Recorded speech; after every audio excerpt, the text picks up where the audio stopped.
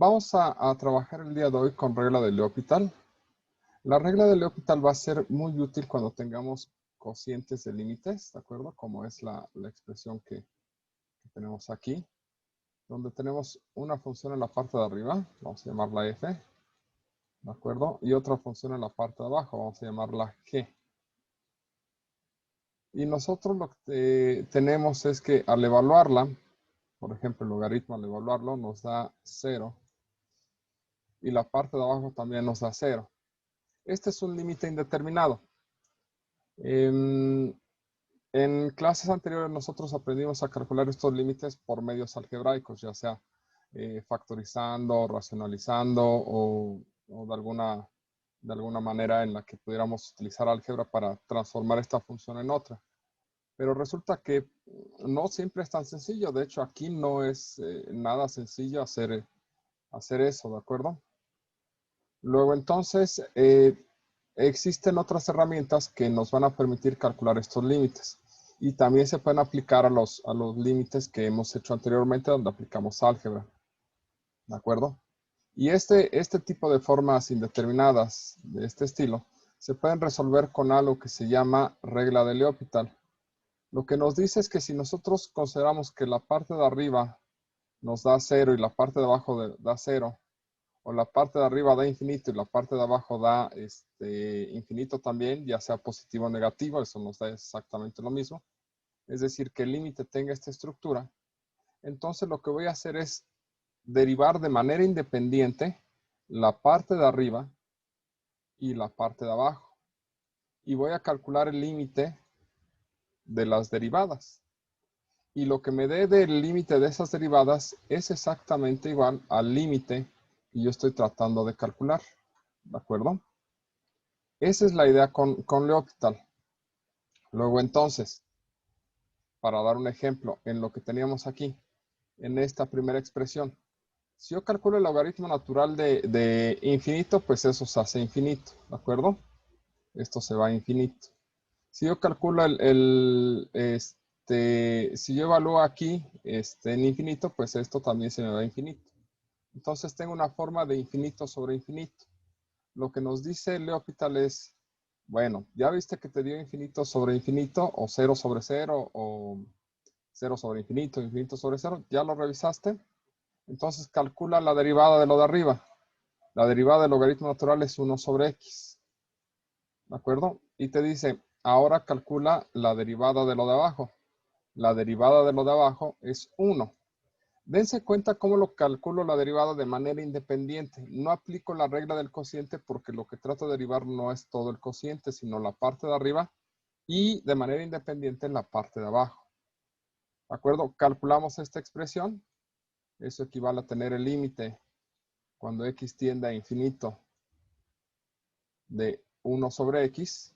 Y este límite nos da 0. ¿De acuerdo? Y ya tengo el resultado del límite. No es infinito, sino que este límite nos da en realidad 0. Este tipo de formas donde arriba y abajo nos da infinito e infinito se llaman formas indeterminadas. ¿De acuerdo? De hecho, por ejemplo, en este caso, ¿sale? Que es otro ejemplo que nos dice aquí. Si ustedes evalúan en la parte de arriba, el seno evaluado en 0 nos da 0 y en la parte de abajo nos daría 0. Esta es una forma indeterminada, pero cuando empezamos a ver límites dijimos que esta era una forma de indeterminación evitable. ¿Y cómo se evita? Hay todo un trabajo algebraico detrás y tratan de demostrarlo de manera directa, ¿de acuerdo? Si no quieren demostrarlo de manera directa, y la demostración viene en el libro, por cierto, de este límite en particular, lo que pueden hacer es aplicar regla de L'Hopital. La derivada del seno sería coseno. Y la derivada de x sería 1. Y calculo el límite nuevamente cuando x tiende a 0. Y el coseno de 0 vale 1, entre 1 y el resultado es 1. Esa es la forma en la que se utiliza la regla de L'Hopital. Ya sea que tenga formas indeterminadas de 0 entre 0 o de infinito entre infinito. ¿De acuerdo? ¿Dudas con este? Si se dan cuenta, espero que no les sea muy complicado. La parte más importante que ustedes tienen que ver del regla de L'Hopital es esto de acá. ¿De acuerdo? Ok. Vamos ahora con el tema 4.7, que son problemas de optimización. ¿Sale? Si tienen dudas, recuerden, deténganme. Los problemas de optimización son problemas donde ustedes van a aplicar máximos y mínimos, pero el detalle es que tienen un contexto como que muy extenso. Hay que transformarlo en una estructura matemática y de esa estructura matemática hay que resolverlo con cálculo, ¿de acuerdo? El problema de este tipo de ejercicios es que tienen en general más de una variable. Entonces, una de las cosas que debemos entender es que este tipo de problemas se les llama problemas de optimización.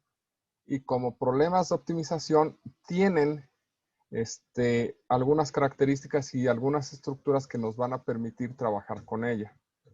¿Sale? Lo primero es, nosotros debemos de identificar una función, ¿sale? Que la vamos a llamar función objetivo. Función objetivo. ¿Qué característica tiene esta función objetivo? Esta función yo la quiero obtener su máximo o su mínimo, ¿de acuerdo? Es lo que estoy buscando de esta función objetivo. ¿Sale? De ahí debo de obtener una serie de restricciones, ¿de acuerdo? Entonces, en las restricciones de esta función, se dice que la función está sujeta a, o a veces simplemente se pone SA, sujeta ¿a qué cosa? A una serie de restricciones, ¿sale? Aquí vamos a encontrar restricciones. Creo que lo debí de haber escrito también con texto. Sujeta a una serie de restricciones, ¿de acuerdo? ¿Qué son esas restricciones? Esas conjuntos de restricciones son otras funciones donde nos dice que son iguales a una constante, ¿sale? Constante. Y algunas restricciones donde las variables están acotadas. ¿Sale? Esas variables están o son mayores que 0 o son menos que ciertas cantidades. ¿De acuerdo? Pero todas estas restricciones nos van a servir para transformar nuestra función objetivo. ¿Y por qué tenemos que transformar la función objetivo? Porque en general esta función objetivo depende, ¿sale? Depende de dos o más variables. ¿Sale? Y como depende de dos o más variables, si nosotros estamos calculando, estamos trabajando en cálculo en una variable, lo que vamos a utilizar es este conjunto de restricciones para transformar esta función de dos o más variables en una función de una variable.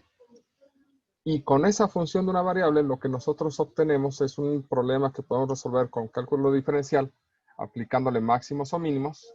Y las restricciones nos van a permitir acotar el intervalo del dominio que nos va a interesar de esta función, ¿de acuerdo? Suena raro, pero en realidad esto es básicamente lo que nosotros tenemos que hacer con uno de estos problemas de optimización.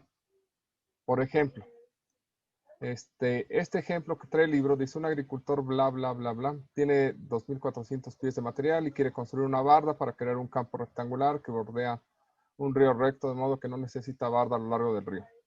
Y aquí les muestra algunas formas. ¿Cuáles son las dimensiones que debe tener el campo para encerrar el área más grande con 2.400 metros de material? Bueno, yo lo que quiero obtener es un área, ¿de acuerdo? Y aquí está el área. Es ancho por largo, y aquí nos define el problema. Esta función que está aquí de área se transforma en mi función objetivo. Función objetivo, ¿de acuerdo? Esta función objetivo tiene la característica de que lo que yo quiero de ella es maximizar el área. Entonces, por eso es mi función objetivo, porque es donde quiero aplicarle un máximo. ¿Sale? Actualmente esta función objetivo depende de dos variables, de x y de y. Y ahora, ¿cuál es el conjunto de restricciones? ¿Sujeta a qué está? Sujeta a... ¿Cuáles son las restricciones de esta función objetivo? Pues una es la cantidad de material que tengo. ¿Qué cantidad de material tengo? 2.400, creo que son pies. ¿Sale? Y esos deben de cubrir este lado y este otro lado. ¿De acuerdo?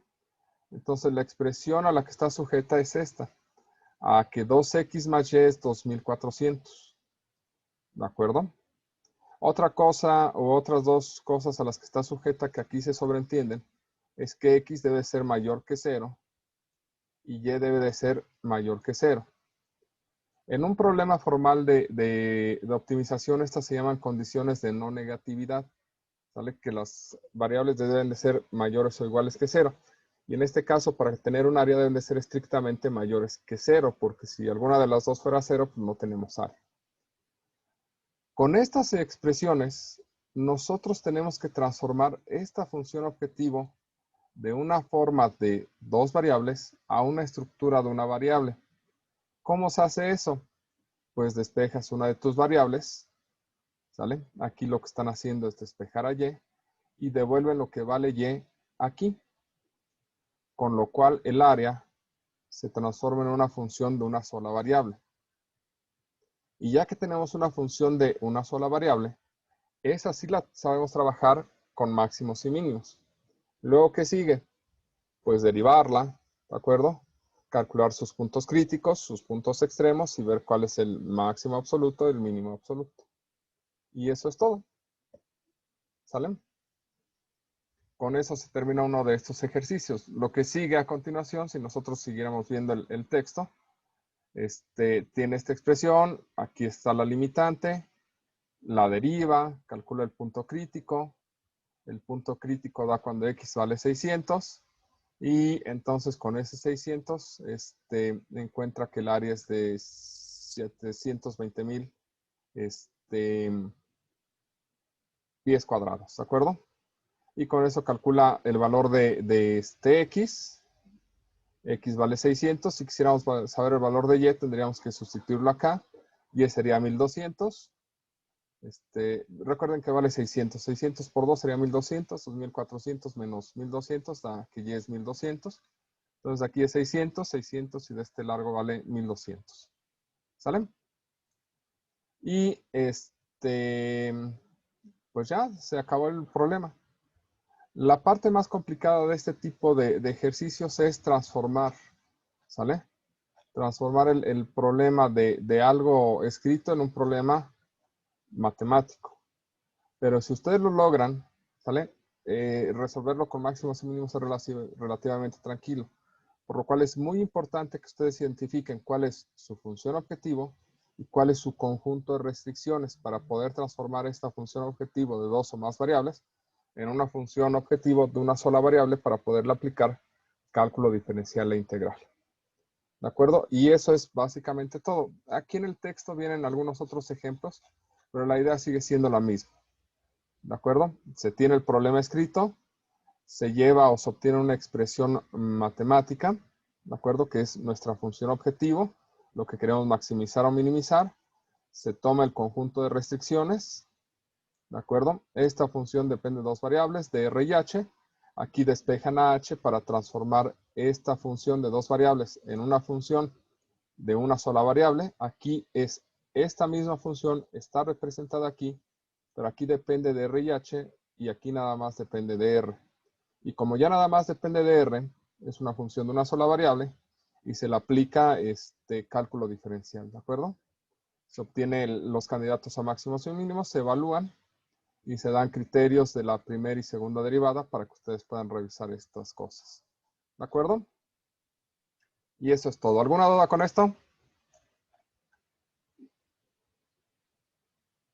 Estoy seguro que tienen muchas, pero yo espero que quede más clara cuando veamos algunos ejemplos. Y por último vamos a ver el punto 3, el tema 3.8, que es crecimiento y decaimiento exponenciales. Y estos temas son muy importantes para lo que va a ser el resto de su carrera, porque nos hablan de las leyes de crecimiento poblacional y las leyes de decaimiento, de decaimiento radioactivo, que también puede ser un decaimiento poblacional. Y ustedes, al estar en sistemas ambientales, los temas ecológicos tienen que ver mucho con estos criterios. Después van a extender el modelo de crecimiento y decaimiento exponencial a crecimiento y decaimiento logístico, pero este es un primer preámbulo para eso que van a ver después. ¿Sale? En este caso, lo que dice la ley de crecimiento o decaimiento natural, lo que dice es que si tú tienes una población de tamaño Y, ¿de acuerdo? ¿Sale? Para el siguiente periodo o ciclo, para el siguiente año, los nacimientos generados por esta población deben depender de una tasa de crecimiento, ¿de acuerdo? ¿Sale?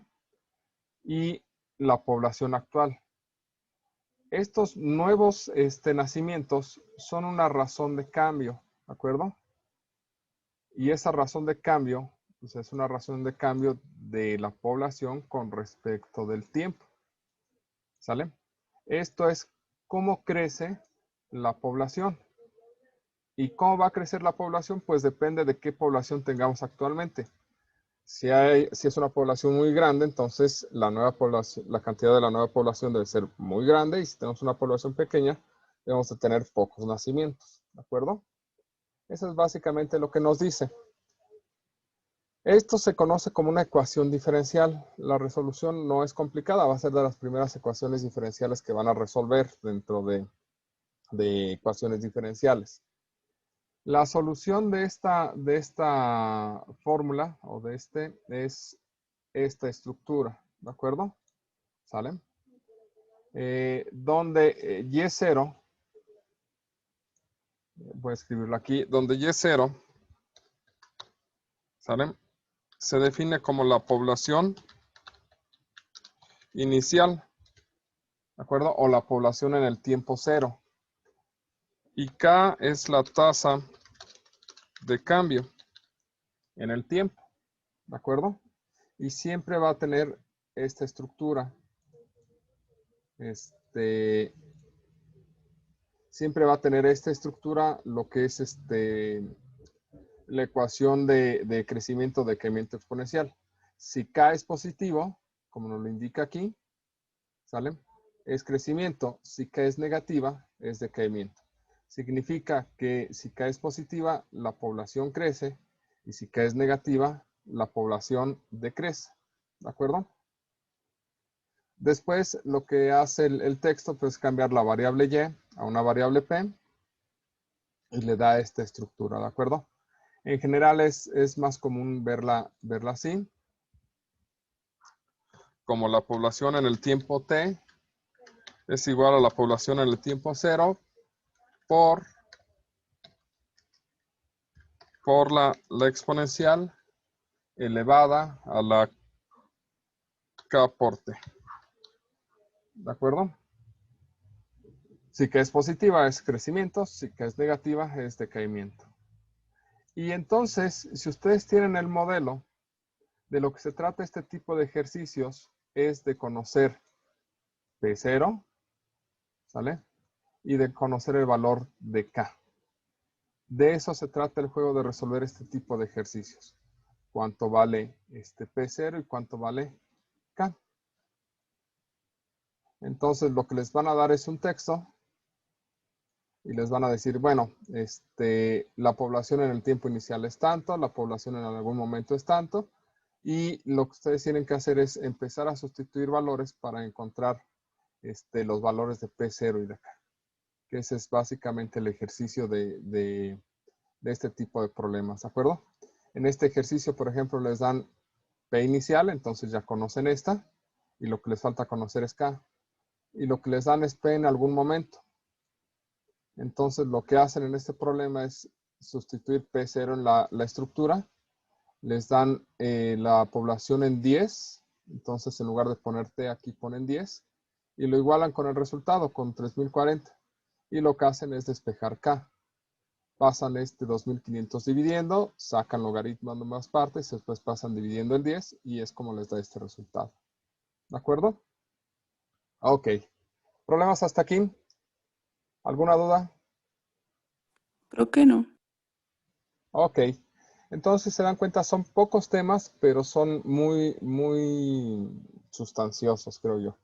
Porque de aquí es donde, del tema de cálculo diferencial es donde más los atacan cuando están haciendo un examen. Si no, no tanto el que vamos a hacer nosotros, pero sí en un examen extraordinario, donde más tienen problemas es en estos tipos de problemas de optimización.